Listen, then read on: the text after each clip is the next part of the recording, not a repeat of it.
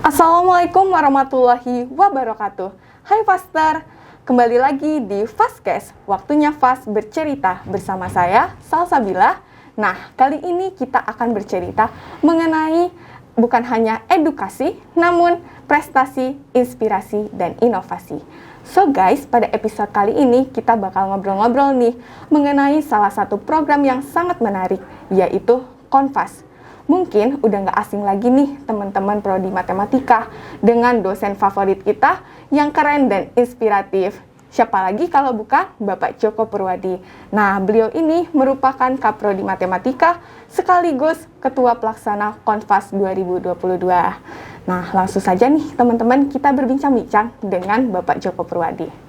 Halo Bapak, bagaimana nih kabarnya? Alhamdulillah Mbak Salsabila, terima kasih sudah diundang di Fastcast. Ya, baik Pak. Nah, mungkin nih Pak, para Faster ini belum tahu mengenai apa sih itu Konfas. Oke, langsung ini. Iya Pak, langsung boleh bisa dijelaskan. Terima kasih Mbak Salsabila. teman-teman Jadi semua. sebelum Konfas itu kan sejarahnya ini ya, sejarahnya dulu itu namanya ICGWBT, International Conference on apa itu G-nya kok saya lupa. Ya ininya ICGWBT gitu ya. Itu tahun 2012 yang diadakan tahunan. Dulu masih Fakultas MIPA seingat saya gitu ya. Dan mungkin saya belum gabung juga gitu ya. Nah, baru itu di tahun 2016 itu berubah menjadi Konfas. Dan itu sama. Jadi kelanjutannya dari ICGWBT adalah Konfas. Nanti di sana ada International Convention di bidang matematik, biologi, dan informasi, sistem informasi gitu ya. Nah, jadi itu sejarahnya. Jadi kalau dirunut ke belakang cukup panjang gitu ya. Nah, sudah sampai ini tahun 2022, nah gitu ya. Oh ya, baik Pak kalau begitu. Nah, terus perannya dosen sama mahasiswa ini di Konfas ini tuh apa ya Pak? Kalau dosen dan mahasiswa, harapan kami kan di Konfas ini ya, di Konfas 2022 ini. Nah, jadi ini kan merupakan apa ya, ajang konferensi bagi Bapak Ibu dosen, peneliti atau apapun untuk menuangkan ide-idenya gitu ya. Ide-idenya yang sudah diteliti, nah itu dipresentasikan di International Conference tersebut di tahun 2002 ini. Jadi ini yang sudah ketiga. Jadi yang pertama tahun 2016, yang tahun kedua itu tahun 2019 atau 2019, kemudian yang ini tahun 2022. Jadi awalnya itu maunya 2 tahun sekali. Tetapi prakteknya itu jadinya 3 tahun sekali begitu. Ya, mungkin jadi karena pandemi ya Pak. Ya, kita mengundang nih semua para peneliti, Bapak Ibu dosen, rekan-rekan mahasiswa S1, S2 semuanya untuk bergabung di Konfas ini. Jadi ya. Ya Pak, baik Pak. Nah, terus tema atau simposium apa sih Pak yang diajukan setiap tahunnya di acara Konfas ini? Nah, untuk tema itu agak berbeda-beda ya tiap tahunnya. Misalnya kan disesuaikan dengan kondisi saat ini. Contohnya kalau yang tahun 2002 ini, tahun 2022 Konfas ini mengambil tema Navigating Through the Pandemic and Natural Disaster. Nah, dan Role and Innovative Science and Technology. Jadi ini bagaimana sih perannya untuk berperang gitu ya, menanggulangi, atau kan sekarang sudah zamannya untuk survive ya. Iya. Kalau kemarin kan tahun 2020, 2021, sekarang ini mungkin kan sudah masih tahap-tahap apa nih? Ya pandemi. Ya, nah ini kan soalnya sudah harus apa ya? Bertahan hidup gitu ya. Nah, jadi harapan kami dengan tema yang kita ambil ini ya bagaimana sih peran seperti matematik, seperti fisika, biologi, sistem informasi untuk menanggulangi, untuk menavigasikan terhadap bencana. Ini kan bencana ini ya. Iya. Nah, jadi bencana lokal ini begitu Mbak. Jadi terkait dengan tema. Kalau simposiumnya, nah jadi kalau simposiumnya itu ada 4 nanti. Jadi simposium yang A itu nanti ada Information System, Forensic, Artificial Intelligence, dan Augmented Reality. Kemudian di simposium B itu nanti ada Physical Science dan Engineering. Kemudian di simposium C itu kan yang kaitannya dengan matematik, ada Apply Math, ada Apply Statistik, ada Data Science, ada Matematik Modeling, dan sebagainya. Jadi itu kemudian yang terakhir di simposium D, ini terkaitannya dengan yang biologi. Jadi ada bioteknologi, ada genetics, ada botani, mikrobiologi, dan lain-lainnya. Gitu ya. Dan itu kita mengundang 4 narasumber nanti gitu ya. Oh, ya. Oke. Nah, terus Pak boleh nih kasih tahu kepada teman-teman keunggulan Konfas ini apa Pak? Oke. Keunggulan Konfas ya? Iya. Tentu saja keunggulannya ya. Nah, tahun ini memang kita keunggulannya ya kita mengundang 4 narasumber tadi, yaitu dari berbagai macam benua, gitu. Yang pertama dari Saudi Arabia. Wah, Itu ada Saudi Arabia, Profesor ya, Pak. Haruna Kiroma, profesor ya toh. Iya. Kemudian dari Jepang itu ada Profesor Kazuhito Fujiyama, PhD. Nah, jadi kemudian yang ketiga ada Profesor Hadi Susanto dari Essex University. Wah, dari Abu Dhabi ini ya. Jadi kemudian yang keempat ada Profesor Saisu Saiwu gitu ya, dari NTU Taiwan. Nah, jadi ada 4 itu.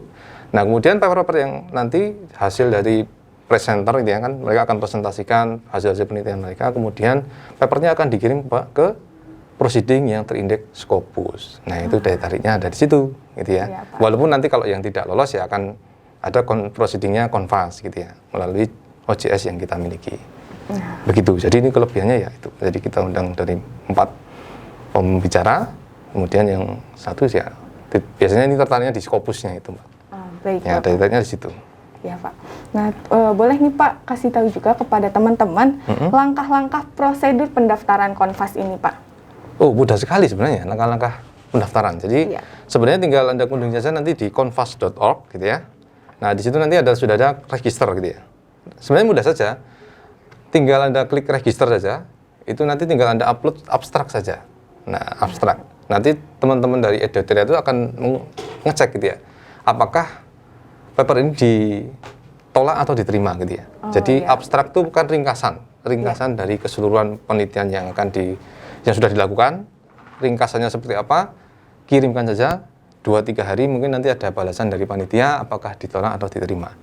Nah, kalau sudah diterima berarti ya tinggal bayar gitu kan. Nah, registrasi gitu kan, pembayaran jadi dan sebagainya nanti diikuti saja. Kemudian kalau sudah itu tunggu saja, berarti nanti akan presentasi di tanggal 22 Januari 2022. Jadi pelaksanaannya tanggal 22 Januari 2022. 1 hari full nanti kita ini. Nah, begitu. Ya. Terus kita sebagai pendaftar itu harus mengunjungi laman web apa gitu, Pak, supaya kita bisa daftar di Konfas ini. Ya, konfas.org. Itu nanti akan langsung Konfas. nanti bisa dicatat ya. Gitu ya. Nanti bisa dituliskan di konfas.org. Itu nanti otomatis langsung akan menuju pada website yang kita miliki. Nah, nanti juga ada di sana, misalnya pembiayaan berapa, alurnya bagaimana gitu ya. Jadi secara rinci ya, Pak? Iya, secara rinci ada di sana gitu. Lalu apa, Pak, luaran acara Konfas ini, Pak? Untuk luaran, harapan kami nanti jadi kan ya tentu saja paper ya. Jadi publikasi paper. Nah, ini kan sekarang ini menjadi penting ya ketika di akreditasi gitu ya, karya mahasiswa, karya dosen yang harus disitasi dan sebagainya itu menjadi penting. Nah, maka ini untuk Konfas ini luarannya tentu saja adalah proceeding internasional yang terindeks Scopus tadi. Jadi ya itu yang membuat daya tarik nanti gitu ya. Luaran yang kita harapkan dan jumlahnya kami harapkan nanti ya paling tidak ya minimal 100 paper lah. Jadi dari 4 simposium kan, 4 simposium masing-masing 25 aja kan sudah 100 gitu ya. Kalau masing-masing 50 jadi 200 paper. Nah, lumayan banyak gitu ya. Ya. Terus rencana MOU atau diskusi lanjutan nih dengan mitra universitas yang diundang sebagai speaker nanti itu apa ya, Pak? Rencana tindak lanjutnya, oke. Nah, ini memang belum ada pembahasan secara khusus ya dengan fakultas.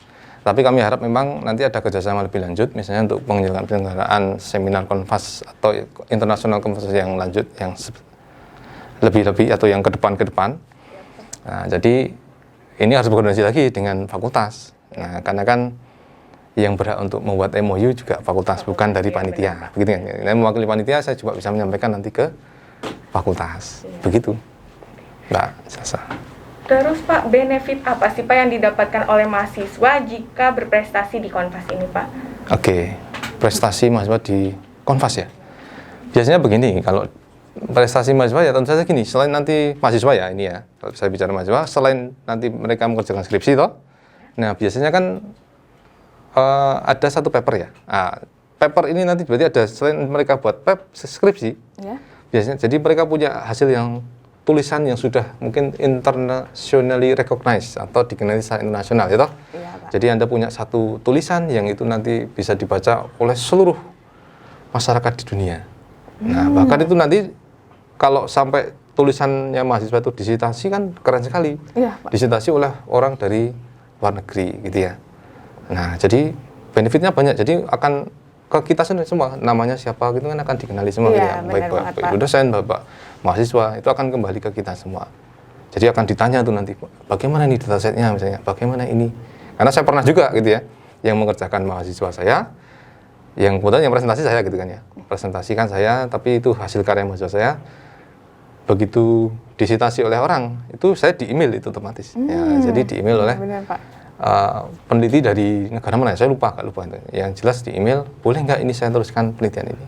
Oh ya silakan gitu kan. Nah, hanya saat itu tanya apa, dataset apa ya? Datasetnya kan di mahasiswa saya, jadi saya nggak punya datasetnya begitu ya. Ya jadi seperti itu, benefitnya cukup banyak. Jadi selain selain di sisi mahasiswa kan bahasa Inggrisnya juga terlatih. Ya, gitu kan, itu yang paling penting. Jadi alumni itu kan tidak hanya alumni dengan IPK tinggi, tetapi juga fasih berbahasa Inggris itu juga penting ya. Jadi jadi kan presentasi dalam bahasa Inggris itu kan sesuatu hal yang mungkin belum biasa. Kalau bahasa Indonesia biasa toh? Sudah bisa kan? Sudah, Pak. Ya, sudah. Tapi kalau bahasa Inggris ya beda. Makanya harus berlatih ya toh. Nah, jadi begitu. Jadi benefitnya cukup banyak bagi mahasiswa, melatih diri sendiri, melatih ya akademiknya dan sebagainya. Bahkan mungkin di prodi tertentu ya, ini ya, bukan di ini ya. Di prodi tertentu kalau Anda bisa punya jurnal atau yang sudah dikeluarkan internasional gitu ya, tidak perlu skripsi. Jadi skripsi itu hanya, atau ujian mendadak itu ya. Ujian mendadak itu tidak perlu. Hanya formalitas saja. Karena kan sudah punya karya yang diakui secara internasional, misalnya gitu kan, jurnal yang nilainya tinggi, ya sudah, berarti